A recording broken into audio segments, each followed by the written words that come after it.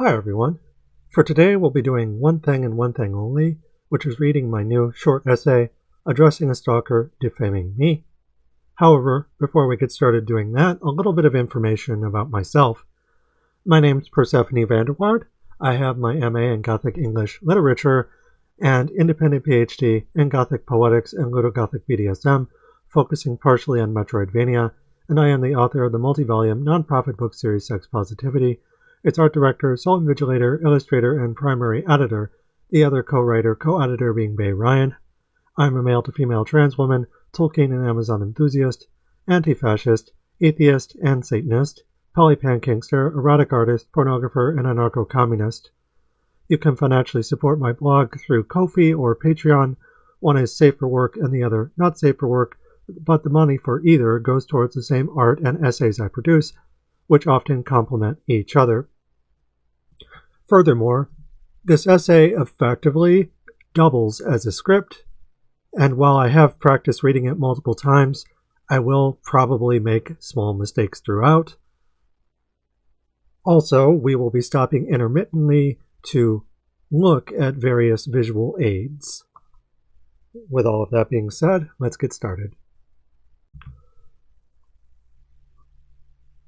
Over the past few months, someone called the Plin King Frog has been constantly harassing me in my work, i.e. a bad actor who, apart from the usual hate speech, constantly misrepresents my book series by citing his disclaimer in bad faith. They are effectively attacking my work and reputation, defaming me for reasons I can only infer are fascist in nature. I therefore chosen to write a small article addressing their behavior, thus the larger cultural movement it belongs to. It's not about giving them attention, but reminding everyone how annoying and perfidious fascism really is. The attacking of trans people and other marginalities simply for existing. We're guilty until proven innocent, waylaid by hypocrites for whom the system automatically protects from exposure. Note, this piece is identical to its 18 and up website version, minus the uncensored images, which you can access by clicking on the hyperlink to my series disclaimer above. Content warning, fascism, transphobia, stalking, and harassment. Concerning my work's educational role, sex educator versus sex pest, and accusations of the latter. With fascism on the rise, I want to defend my work and its disclaimer from bad actors, i.e. I am a sex worker and sex educator fighting to raise awareness about sex abuse, but state proponents will say otherwise.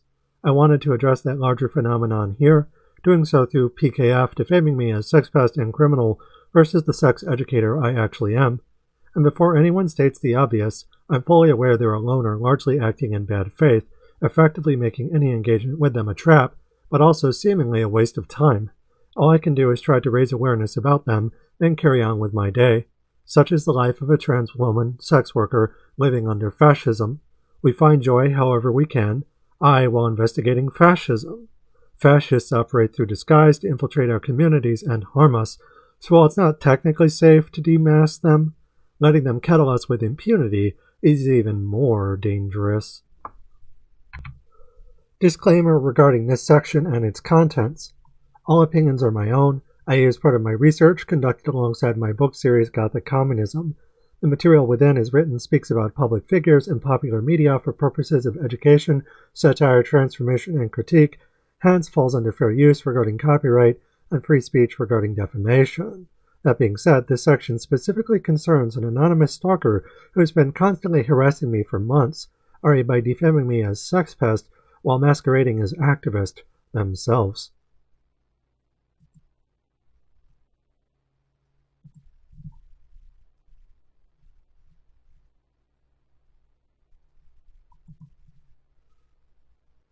I've been getting harassed online for years, but lately by a singularly driven weirdo, PKF. Said person has been following me around for months, accusing me of being a groomer on everything I produce, even YouTube comments. Ignoring the weird exceptions that fascism historically allows, i.e. on a modular gradient, Umberto Eco, e.g. PKF attacking open Nazis online, above, but attacking me for investigating Nazis too. The broader fascist ideology relies on Darvo and obscurantism to defend capital, so despite their grievances, actual or performative, PKF is functionally a fascist who lies to misinterpret my work. I'd also summarize my disclaimer in bad faith, allegedly calling me the R slur, a fake trans, and various other things. I say allegedly in those cases because I angrily deleted some of PKF's comments on my old blog yesterday without backing them up. A rookie mistake. I do, however, have images of them repeatedly accusing me of going after kids.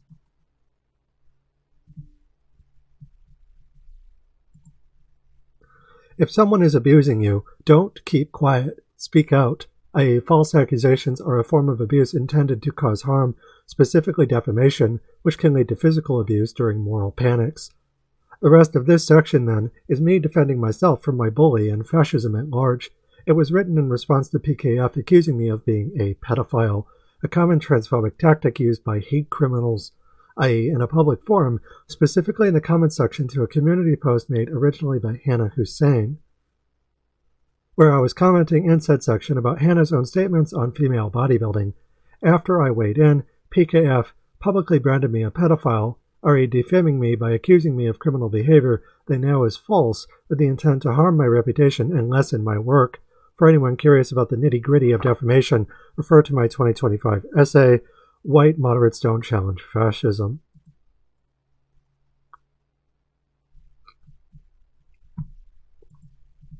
Again, PKF has already been doing this for months, actually returning from harassing me repeatedly on my old blog the night before, which pushed me to finally disable comments on said blog, the vast majority having either historically been hate speech or spam. RE, reading my transphobic hate comments, 2025. At first I thought about simply ignoring their behavior on YouTube, but that's not really my style. Instead, I have chosen to write a small response concerning their behavior, one that speaks to fascism as a whole. Here's what I wrote, originally for a YouTube community post, though I've decided to post it here instead because YouTube arbitrarily censors comments. PKF, this commenter is an actual PDF fill, sick, by the way. Me, actually I'm not. I'm a trans sex worker, educator, and illustrator who, alongside other sex workers and educators, interrogates fascism in the media. This weirdo, the Plin King Frog, has been tailing me since June, leaving the same basic comment on everything I produce, that I'm a groomer. They're effectively scapegoating me for investigating fascism in, among other things, gamer culture. It's Darvo argumentation, PKF defending the status quo through stochastic terrorism while discrediting the whistleblower as terrorist. In my opinion, PKF is a rape apologist witch hunter who simps for fascism, one who will accuse me of being a sex pest, yet falls curiously silent regarding the people and movements I'm critiquing, those who actually abuse workers, minors or otherwise, i.e. people in power who lower age of consent laws, while simultaneously attacking trans people and other minorities through censorship laws that protect women and children. This is hardly a new talking point, e.g. John Jonick's political cartoon about media censorship through state mechanisms from the early 2000s.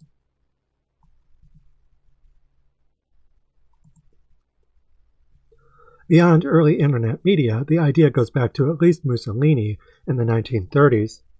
RE, fascism should more properly be called corporatism because it is the merger of state and corporate power. Unquote. Apart from official police agents, capital relies on bad faith, ground-level workers to enforce their territories, i.e. de facto cops, functional vigilantes like PKF, playing witch hunter. A class traitor is a class traitor, paid or otherwise, PKF something of a toady. PKF's favorite talking point is that I market one of my books towards children, thereby making me a groomer.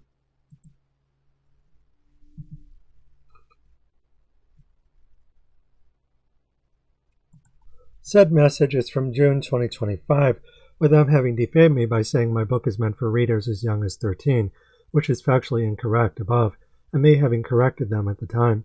Yet as of today, they're still accusing me of pedophilia through my work.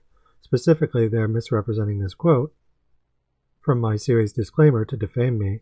The point of this book isn't to be obscene for its own sake, but to educate the broader public, including teenagers, about sex-positive artwork and labor historically treated as obscene by the state. While this book was written for adults, provided to them through my age-gated website, I don't think it should be denied from curious teenagers through a supervising adult. The primary reason I say this, apart from the trauma writing sections which are suitably intense and grave, is that the academic material can only be simplified so far, and teenagers probably won't understand it entirely, which is fine. Plenty of books are like that, take years to understand more completely. As for sexually developing readers younger than 16, ages 10 to 15, I honestly think there are far more accessible books that tackle the same basic subject matter more quickly at their reading level, e.g. It's Perfectly Normal from 1994, meant for ages 10 and above. PKF's Creed is standard issue Darvel, with book burnings and fascism going back to 1933, for our purposes, e.g. Hammer of Witches going further back to the late 1400s, i.e. where Nazi brownshirts burned down Magnus Hirschfeld's Institute of Sexology for corrupting the youth. Such claims are false, but made to incite violence against education as both media and people going hand in hand, re a witch hunt. And where they burn books, they will also burn people. German Jewish writer Heinrich Heine wrote that statement in 1821. Over 2 centuries later, and nearly a century after the Holocaust, fascist apologia attacks enemies of the state in equal bad faith, PKF attacking me, a trans woman, but specifically a trans educator, who writes and illustrates books about sex education, which likewise warn about fascism and police abuse harming sex workers, ergo, all workers. To conclude, the state controls sex by making people scared and ignorant of it, thus its educators, i.e. as beings to abject, pimp, whore style. Book banning and anti-education are fascism 101, with PKF calling me a pedophile while ignoring the fact that Donald Trump was good friends with convicted pedophile Jeffrey Epstein, along with various members of the ruling class. Fascism is a false revolution, Michael Parenti argued, in black shirts and reds. Seemingly eager to prove this, PKF prefers punching down at me in bad faith versus ending systemic abuse by punching up in good faith. Doing so makes PKF the very abuser they wrongfully accuse me of. We need only consider their actions, i.e., in my opinion, they are fascist, ipso facto. They and people like them cry wolf, only to pounce on vulnerable parties like a wolf among sheep, the chosen invader colonizing home for the elite, e.g. bullying young women like Usagi Tsukino below. Do not be gentle when discrediting them. Hit them where it hurts, their pride.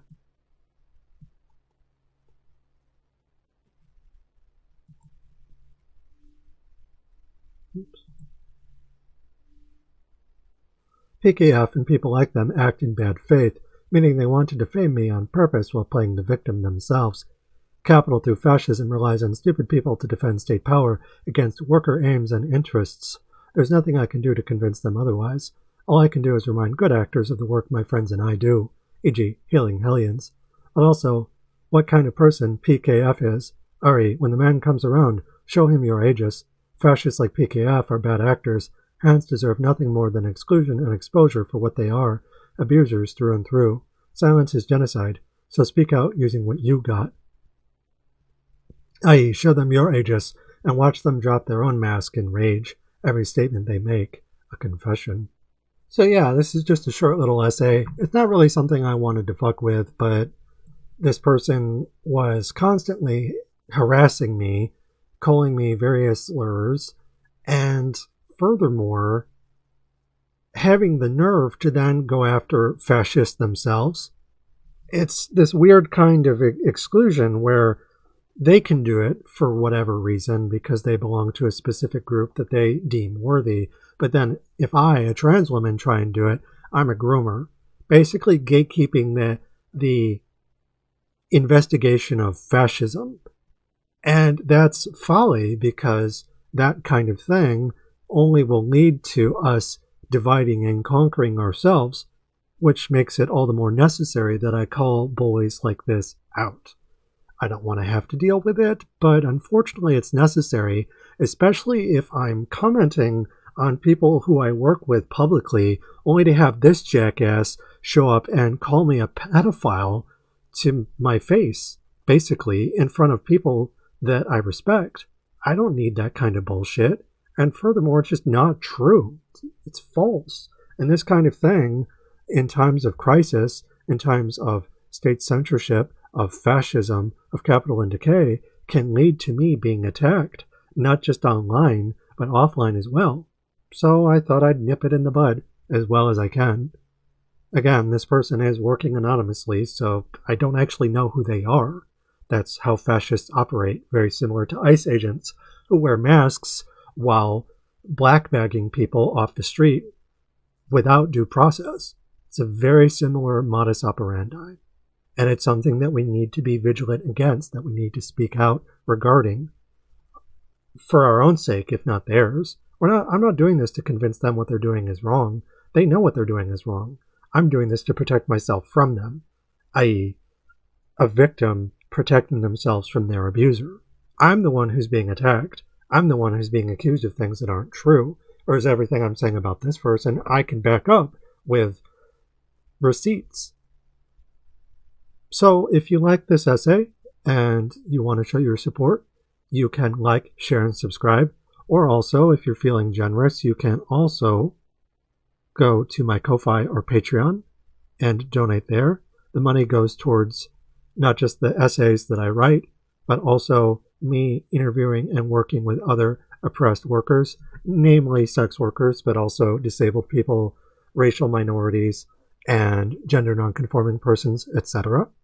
Every little bit helps, and I appreciate it very much. What little you can do, I know that times are tough, and there are other concerns as well, such as the Palestinian genocide, that merit your concern and your money. If you want to donate towards them, I totally understand. But if you want to donate towards me, I will put it to good use. Until next time, thank you for watching, and take care. Stay safe out there.